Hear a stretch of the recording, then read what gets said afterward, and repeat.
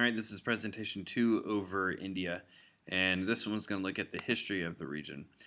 So if we go back several thousand years, the ancient Aryans are the first really culture civilization to come down and take over the subcontinent. And they're important for a couple of reasons. One, you see the introduction of Hinduism really starts taking root in India during this time. And then also the introduction of the caste system as well, which is that social class system that we talked about in class. I drew a triangle up in the room and, explaining the different levels and how reincarnation plays a role in that, believing that the only way to move up or down from one caste to another is through reincarnation. So you have to do really good in this life in order to move up to another caste in the next life. So, your karma, your good or bad deeds is what determines where in the caste system you are. And of course, this was created to control society and control people. So the Aryans obviously were at the top, and people that were not Aryan were at the bottom.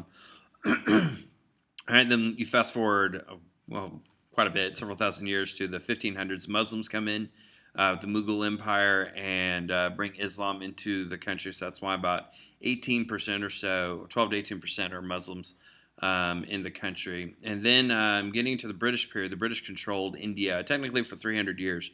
But the period from the 1850s to the 1940s is called the Raj, when their control was at its height. So for the British, India was its jewel in the crown. It was the most important colony to them. And they were treated quite a bit differently than your African colonies. So in Africa, the infrastructure that was put in place by European countries was just merely to get to the raw materials they needed. In India, they helped really set them up more so, give them more infrastructure that the Indians could actually use after the British left. So better railway systems, things like that. They brought in electricity, helped them industrialize. And then really one of the biggest things, though, is English, having a common language that they could all speak and communicate with each other. But still, of course, the British were still oppressive, and so they wanted their independence. And this came with the leadership of Gandhi. And you need to know Gandhi used nonviolent resistance to fight the British. So he came about in the 19 teens, really, through the 19 teens all the way through 1947. He helped push for independence from Great Britain.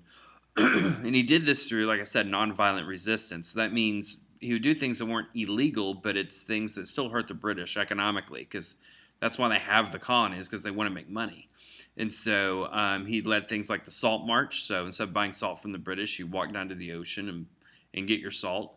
Instead of buying clothes from the British, they would make their own clothing.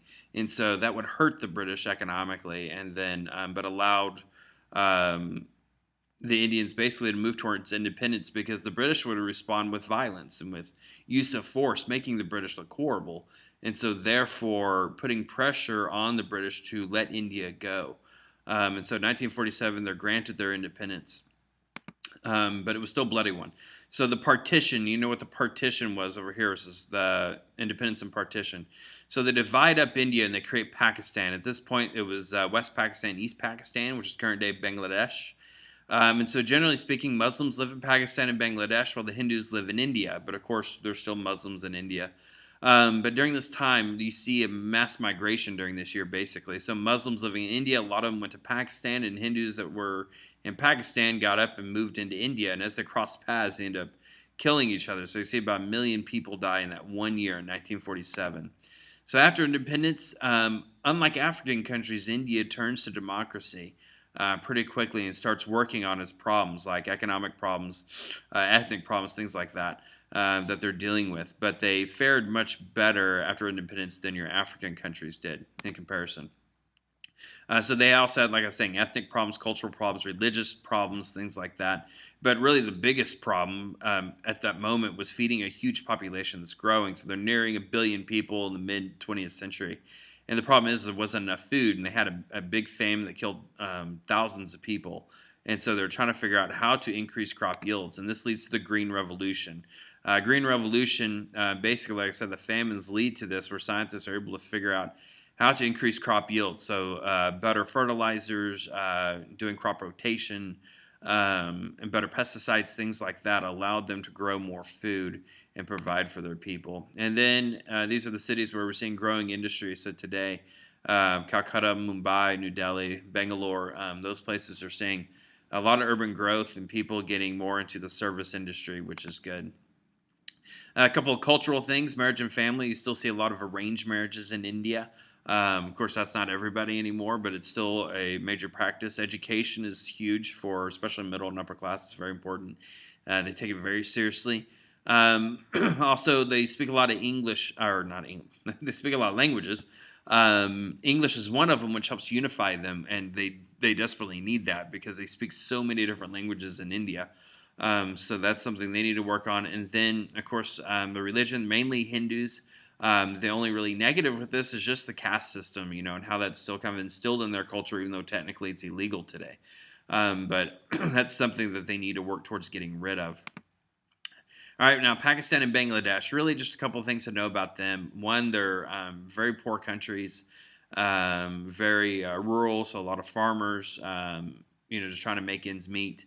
So here, kind of their economic solution is the idea of microcredits, which I talked about this before, where you give money to like a goat herder or something like that, and help them start their own little business in their village, so they can hire people and provide jobs and food and things like that for their people.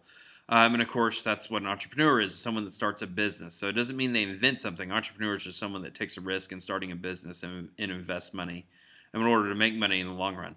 Um, so, so basically, these microcredits would go to these entrepreneurs in Pakistan and Bangladesh to help them improve their own country. And then, agriculturally speaking, it's a lot of cotton, rice, wheat. Also, jute is grown there as well. Islam is the main religion in Pakistan and Bangladesh, and I mentioned two cyclones in the previous presentation. Cyclones are very deadly for Bangladesh. So an example, in 1970, a cyclone killed between 300,000 to 500,000 people in Bangladesh. Knocked out 80% of their rice crop and 70% of their fishing boats. So even those that survived still had to suffer with dealing with hunger and things like that.